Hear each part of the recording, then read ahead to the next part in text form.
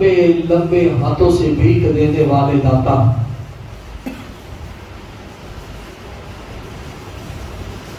یتیموں کے ماما، ملجاؤں کے مولا، حضور جناب پاک احمد مجتبی محمدی عربی رحمہ صلی اللہ تعالی علیہ وسلم کی بارگاہ مقدسہ میں جھوم جھوم کر باواز بلند درود پاک کی لالیاں نچھاور کر اور پڑھے اللہم صلی علی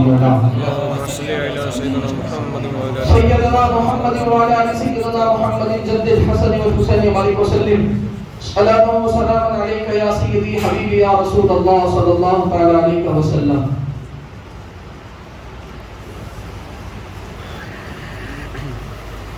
اللہ کی شراب نظر سے پلا دیا، اللہ کی شراب نظر سے پلا دیا، میں ایک گناہ گار تھا صوفی بنا دیا، نظروں میں میرے آ گئی ہے صورت میرے پیر کی، ساری کائنات جان لے مجھ پر نظر ہے میرے پیر کی۔ میرے دوستوں، آج کچھ عنوان باوجود یہ ہے اس خادم کا، دور حاضر پر خصوصاً سوشل میڈیا پر نظر ڈالنے کے بعد وقتی طور پر ظاہری زمانے میں اس موڑ پر جو مرید نظر آتے ہیں سوشل میڈیا پر، جن کی نسبتیں، جن کی محبتیں، جن کی عقیدتوں کی علامتیں اللہ اکبر، تو سوچا کہ یہ مہینہ بھی پیروں کے پیر کا ہے تو اسی پر کچھ ضروری گفتگو بھی ہو جائے تاکہ لوگوں تک پیغام بھی پہنچے، لوگوں کے خیالات بھی سنوریں اور لوگوں کو پتہ چلے کہ مرید بننے کا مطلب اور مقصد کیا ہوتا ہے، اور یہ ان پر آیا اور واضح ہو جائے، یعنی ان پر یہ ظاہر ہو جائے کہ ادب مرشد اور پیر کا ادب کس طرح کیا جاتا ہے اور کس انداز سے کیا جاتا ہے، اور مرید کو پیر کس کس انداز سے نوازتا بھی ہے اور پیر کس کس انداز سے آزماتا بھی ہے۔ انشاءاللہ ان سارے مدوں میں سے، ان سارے پوائنٹوں میں سے جتنی ہو سکے میں کوشش کروں گا کہ اللہ اور اس کے رسول کی رضا کے لیے، اللہ اور اس کے رسول کی رضا کے لیے، اللہ اور اس کے رسول کی رضا کے لیے لوگوں تک یہ پیغام پہنچا دیا جائے۔ اور مرشد کا ہونا، پیر کا ہونا ضروری کیوں ہے، لازمی کیوں ہے؟ انسان ڈائریکٹ خدا تک کیوں نہیں پہنچتا ہے، اور خدا تک پہنچنا ہے تو اس کا راستہ کیا ہے، شروعات کہاں سے ہے؟ یہ ساری چیزیں انشاءاللہ آپ ملاحظہ فرمائیں گے۔ انسان ہر کوئی دنیا میں آنے والا وہ چاہتا ہے کہ میں اپنے رب تک پہنچ جاؤں، میری رسائی میرے رب تک ہو جائے، میرے مالک تک ہو جائے، میرے پروردگار تک ہو جائے، وحدہ لا شریک تک ہو جائے۔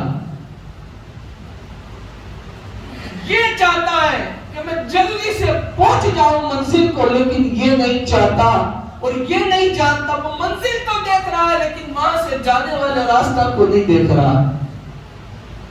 راستے وہ چن رہا ہے لیکن وہ راستے ایسے ہیں کہ جو اس کو اس کی منزل تک نہیں پہنچاتے، راستے میں ہی بھٹکا دیتے ہیں۔ منزل تو دور ہے، منزل تک پہنچنا تو دور ہے، راستے میں اس طرح بھٹک جاتا ہے کہ پھر دور دور تک اسے منزل تک نظر نہیں آتی۔ تین چیزیں ہیں، ایک ہے فنا فی اللہ، اللہ کی ذات میں فنا ہو جانا، پھر ہے فنا فی الرسول، رسول کی ذات پر فنا ہو جانا، اور پھر ہے فنا فی الشیخ، اپنے شیخ، اپنے محب، اپنے مالک، ہم جس کے معشوق ہیں وہ عاشق، ہم جس کے چاہنے والے ہیں وہ پیر کی محبت میں فنا ہو جانا۔ اور یہ اسٹیپ سارا جو ہے وہ پہلے فنا فی الشیخ سے شروع ہوتا ہے، پھر وہ فنا فی الرسول میں تبدیل ہوتا ہے، اور پھر وہ فنا فی اللہ تک پہنچا دیتا ہے۔ اور ڈائریکٹ پہنچنے جائے تو کیا ہوتا ہے؟ اور جنید بغدادی رحمت اللہ تعالیٰ رضی اللہ تعالیٰ عنہ کی بارگاہ میں چلتے ہیں، یہاں پر آپ کو انشاءاللہ دونوں چیزیں ایک ہی واقعے میں سمجھنے کو ملے گی. جنید ہوئے کیسے اور پھر وہ لوگوں کو اس مقام تک کیسے پہنچاتے ہیں. ایک دن حضرت جنید بغدادی رضی اللہ تعالیٰ عنہ ایک دریا کے کنارے پہ دیکھا کہ ایک شخص وہاں پر کھڑا ہوا ہے اور کھڑے کھڑے اس سوچ میں ہے کہ میں روزانہ اس راستے سے اس راستے یعنی اس کنارے سے اس کنارے پر جاتا ہوں, اس پار سے اس پار جاتا ہوں, روزانہ کوئی نہ کوئی سہارا آنے جانے کے لیے یعنی ناؤ وغیرہ مل جاتا ہے. لیکن آج جب حضرت جنید بغدادی آئے ہیں وہ شخص کھڑا ہوا ہے. جنید بغدادی اس سے پوچھتے ہیں کہاں جانا ہے؟ کہا بابا جانا تو اس کنارے پر ہے, لیکن آج مسئلہ یہ ہے کہ جس سواری سے جس ناؤ سے میں روزانہ آتا جاتا ہوں آج وہ ناؤ جا چکی, اب مجھے جانے کا کوئی راستہ نظر نہیں آتا ہے. حضرت جنید بغدادی نے کہا ٹھیک ہے سانس لائے. کہا ہاں. کہا تو جانا چاہتا ہے؟ کہا ہاں میں جانا چاہتا ہوں. حضرت جنید بغدادی نے مصلی بچایا, کہتے سبحان اللہ سبحان اللہ. دیکھیں آپ بولتے رہے ہمیں تعداد کی ضرورت نہیں ہے, کم کی ضرورت ہے پر سچوں کی ضرورت ہے. اور کبھی تعداد پہ مت جانا, اس لیے کہ تعداد ہر دور میں ہمیشہ جھوٹوں کی رہی ہے. حق والے کو ہمیشہ تنہا رہے ہیں, اور جو تنہا رہے ہیں اور حق پر رہے ہیں انہیں کبھی کسی تعداد کی ضرورت نہیں پڑی ہے. اس کے لیے تفصیل میں نہیں جاؤں گا, آپ دیکھ سکتے ہیں کسی بھی جنگ کو اللہ اور اس کے رسول کی رضا کے لیے جو کی کربلا ہو, حنین ہو, بدر ہو, صفین ہو, احد, ہر دور میں دیکھ لیں حقوں کی تعداد کتنی رہی. اب حضرت جنید بغدادی نے مصلی بچھایا, اس کو مصلی پر چڑھایا اور خود بھی چڑھے اور کہا کہ مصلی چلنے لگا. کہا کہ تو پڑھ یا جنید یا جنید یا جنید, بولو نا. اس سے کہا کہ تو کہنے لگی یا جنید یا جنید یا جنید, وہ کہنے لگا یا جنید یا جنید یا جنید. حضرت جنید بغدادی اللہ اللہ کر رہے ہیں, وہ یا جنید یا جنید یا جنید کر رہا ہے. بیچوں بیچ میں دریا کے پہنچتے ہیں کہ پہنچتے ہی وہ بندہ جو جنید جنید جنید کر رہا تھا دیکھتا ہے کہ میں کیسا نکما ہوں, جنید جنید کر رہا ہوں اور یہ اللہ اللہ کر رہے ہیں. اللہ اکبر. اس کے دل میں بھی خیال آیا, یعنی اس کو راستے میں شیطان نے بھٹکایا, پکڑ لیا. اس نے جنید جنید چھوڑ دیا اور اللہ اللہ شروع کیا. حاجی صاحب توجہ چاہوں گا, جنید جنید چھوڑ دیا, اللہ اللہ شروع کیا. ابھی مزدار میں بیچ دریا میں تھا کہ اب اللہ اللہ شروع کیا اور ڈوبنے لگا, ڈوبنے لگا, اندر تک چلا گیا. پھر کہا جنید بچاؤ. کہا کیوں؟ کہا اللہ اللہ کرنے لگا تو ڈوب گیا.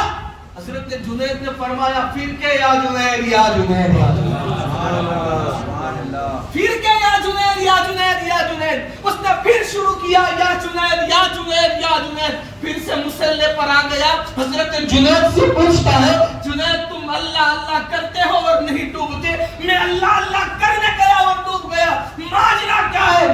نادان ابھی جنید تک پہنچا نہیں اور خدا کی بات کر رہا ہے. ابھی تو جنید تک نہیں پہنچا ہے, ابھی تو مجھ تک نہیں پہنچا اور خدا کی بات کر رہا ہے. پہلے جنید کو تو سمجھ. میں کہوں گا جنید تم یہاں تک کیسے پہنچے؟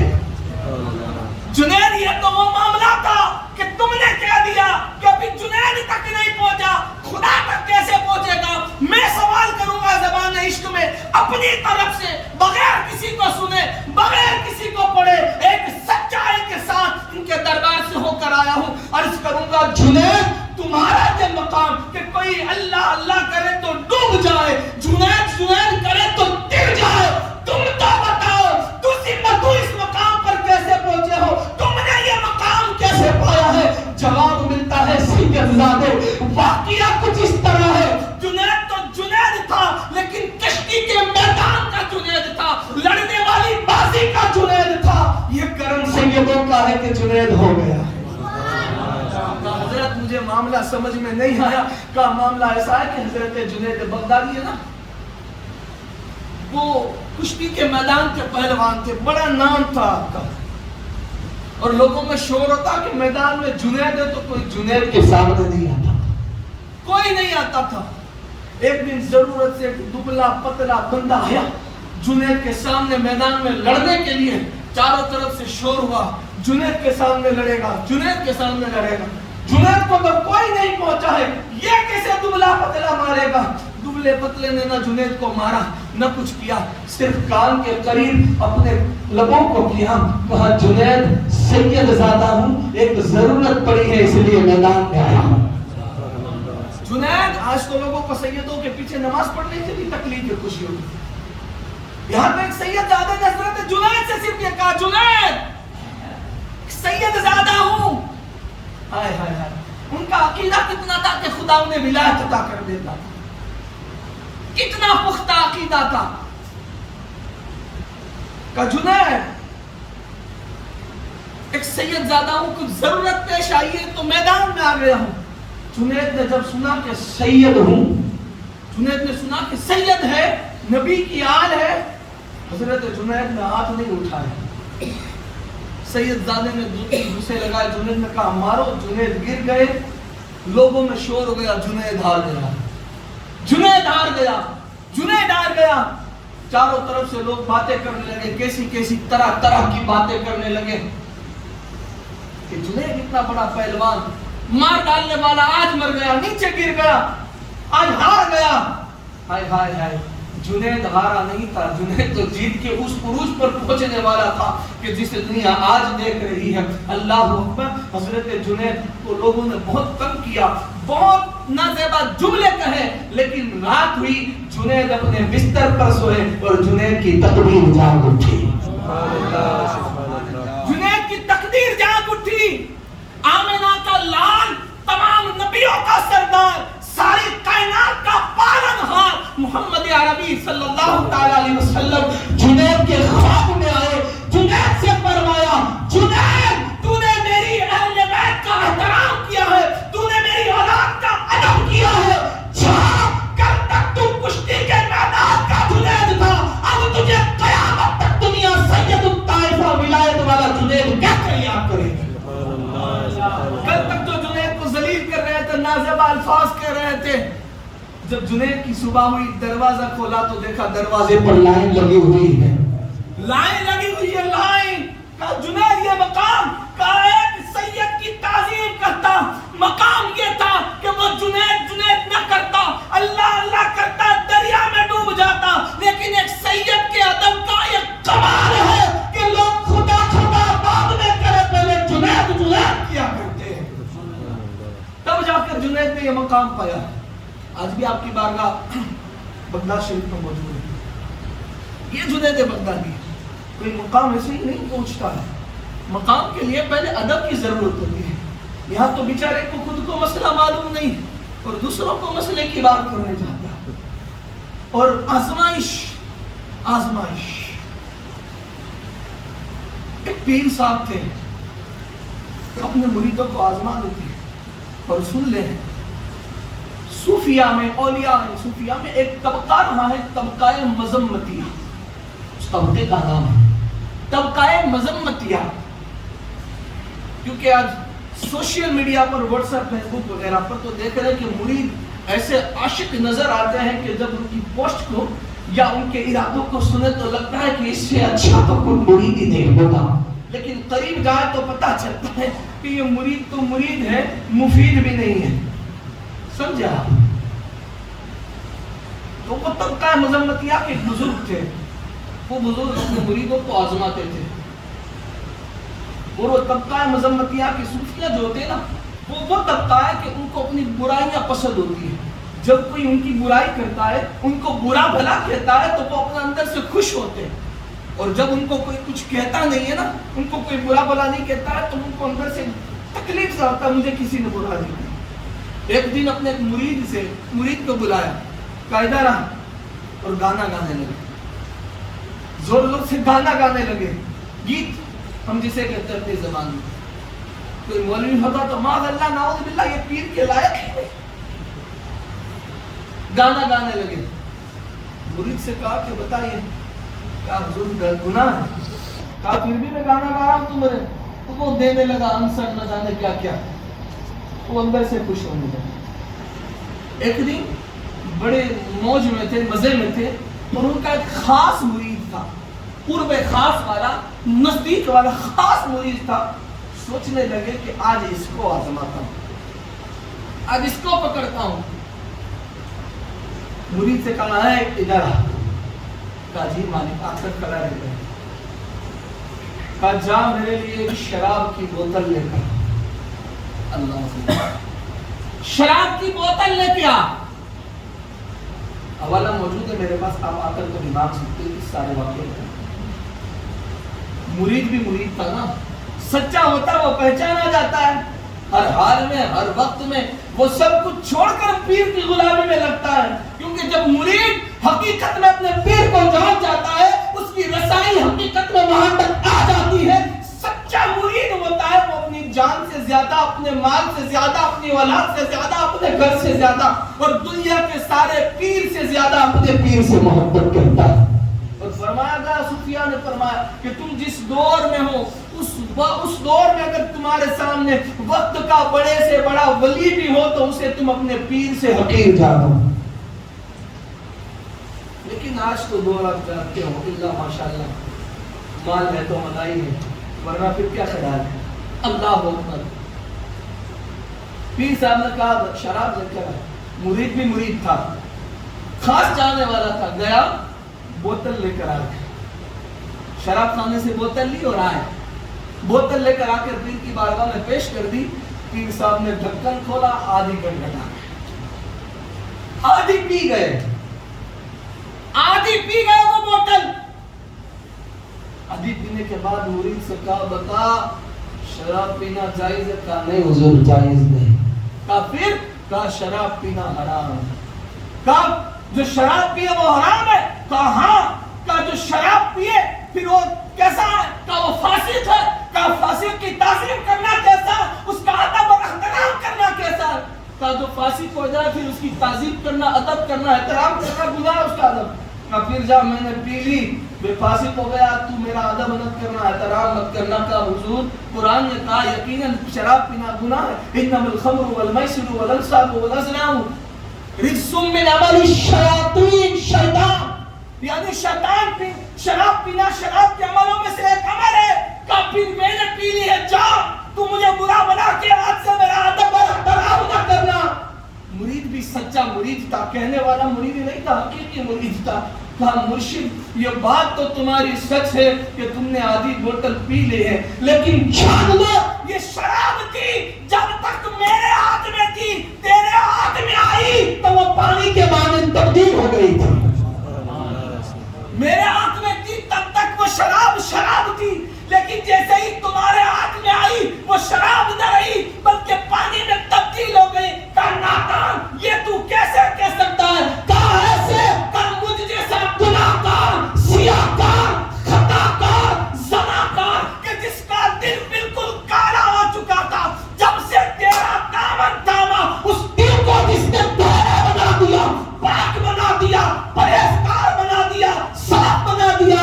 ارے جو مجھ جیسے نکلنے کے دل کو صاف کر سکتا ہے اس کے لیے شراب تو کیا بات رکھتی ہے. کہاں میرا یقین ہے, اور حقیقت یہی تھی. کہ جب میں خود ایسا تھا, میرے دل پر تمہاری نگاہ نے یہ کمال کی. جب میرا دل صاف ہو گیا, میرے دل کو پاک کر دیا, تو شراب تمہارے لیے کیا مانے گی. یہ عقیدت ہوتی ہے. جب اس درجے کی محبت ہوتی ہے نا تو بندہ کچھ نہ ہو کر بھی سب کچھ پا لیتا ہے, اور جب عقیدت نہیں ہوتی تو بندہ سب کچھ ہونے کے باوجود کچھ نہیں پاتا ہے. یہ محبتوں کا کمال ہے, یہ عقیدتوں کا کمال ہے. ورنہ آج یہ ایسا ہے وہ ویسا ہے. ارے بھائی ایک بار اپنے کولر میں تو دیکھ تو کیسا ہے, تیرا عمل کیا ہے, تیری ذات کیا ہے. اللہ اکبر. وقت ہو چکا ہے. اللہ رب العزت کی بارگاہ میں دعا ہے میرا مولا مجھے اور آپ کو جس جس کی تمنا ہے اسے اپنے پیر سے بے گناہ محبت عطا فرما. حقیقت میں اپنے پیر و مرشد کا فرما بردار بنائے. جب تک بکا نہ تھا تو کوئی پوچھتا نہ تھا، تم نے خرید کر مجھے انمول کر دیا. جب بندہ بکتا نہیں ہے تب تک وہ بے مول ہوتا ہے، جب بک جاتا ہے تو وہ انمول ہو جاتا ہے. اور انمول صرف بکنے سے نہیں، جو حقیقت میں بک جاتا ہے، اپنا دل، اپنی جان، اپنا جگر مرشد پر فدا کر دیتا ہے، فدا کر دیتا ہے، سچی غلامی میں آتا ہے تو سمجھ لو کہ وہ بک جاتا ہے. اور جو بک جاتا ہے اس کے خریدار مدینے والے ہو جاتے ہیں. ہم اس لیے بکنے سرے بازار آئے ہیں، ہم اس لیے بکنے سرے بازار آئے ہیں، محبوب خدا بن کے خریدار آئے ہیں. اللہ اللہ ہم سب کو وہ محبت، وہ کمال، وہ جنید سا کمال، وہ خسرو سی محبت عطا فرمائے، وہ نظام سا عشق عطا فرمائے، وہ قطب الدین سا تیور عطا فرمائے، وہ بختیار کاکی سا ظہر عطا فرمائے. اور ہمیں بھی اس خوش مزاجی سے اللہ نوازے کہ اپنے مرشد کی حقیقت کو، ان کی محبت کو ہم جان سکے اور ان کی آزمائشوں کے کامیاب ہو سکے.